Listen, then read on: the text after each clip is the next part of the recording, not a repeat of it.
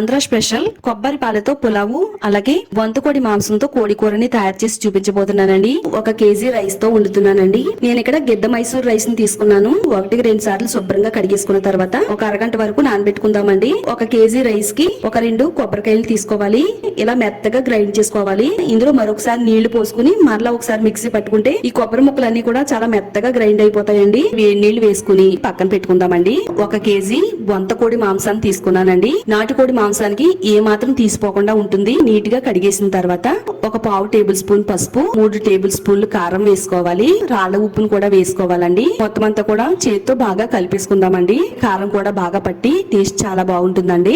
Cloth లో వేసుకుని పిండుకుంటే పాలు అనేవి చాలా బాగా వస్తాయండి. కొంచెం వెడల్పుగా మందంగా ఉండే గిన్నెని తీసుకుని స్టవ్ పైన పెట్టుకుందాము. 3 టేబుల్ స్పూన్లు ఆయిల్, నెయ్యి వేసుకోవాలి. బిర్యానీ మసాలా తీసుకుందామండి. స్టవ్ ని సిమ్ లో పెట్టుకుని వేయించుకోవాలండి.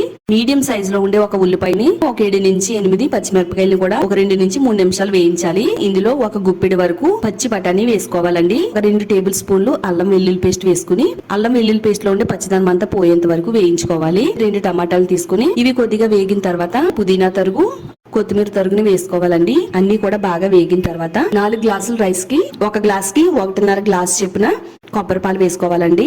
దీంట్లో రుచికి సరిపడినంత ఉప్పు వేసుకుని కొబ్బరి పాలు ఒక పొంగు వచ్చిన తర్వాత రైస్ వేసుకోవాలండి. మొత్తం అంతా కలిపేసుకుని దీనిపైన మూత పెట్టి స్టవ్ ని మీడియం ఫ్లేమ్ లో పెట్టుకుని దీన్ని ఉడకనివ్వాలండి.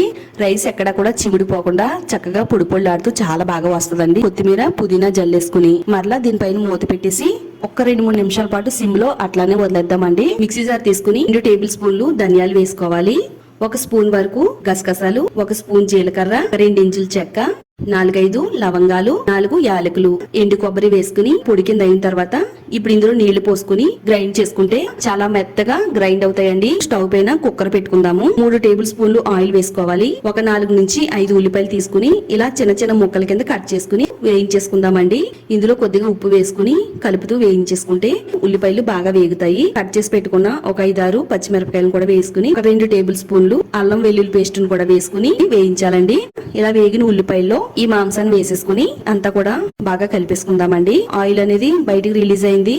మసాలా పేస్ట్ వేసిన తర్వాత కారం వేసుకోవాలి. 3 టేబుల్ స్పూన్లు మాంసంలో వేసి కలిపాను కదా, టోటల్ గా 6 టేబుల్ స్పూన్లు కారం పట్టిందండి. 1/2 టేబుల్ స్పూన్ పసుపు కూడా వేసుకుందాము. ఉప్పును కూడా వేసేసుకుందామండి. అన్ని కూడా చికెన్ కి బాగా పట్టి మనం నాటుకోడి తింటున్నామా లేదా బొంతకోడి మాంసం తింటున్నామా కూడా తెలియదండి. గ్లాస్ నుంచి 2 గ్లాసుల వరకు నీళ్ళని పోసుకోవాలి.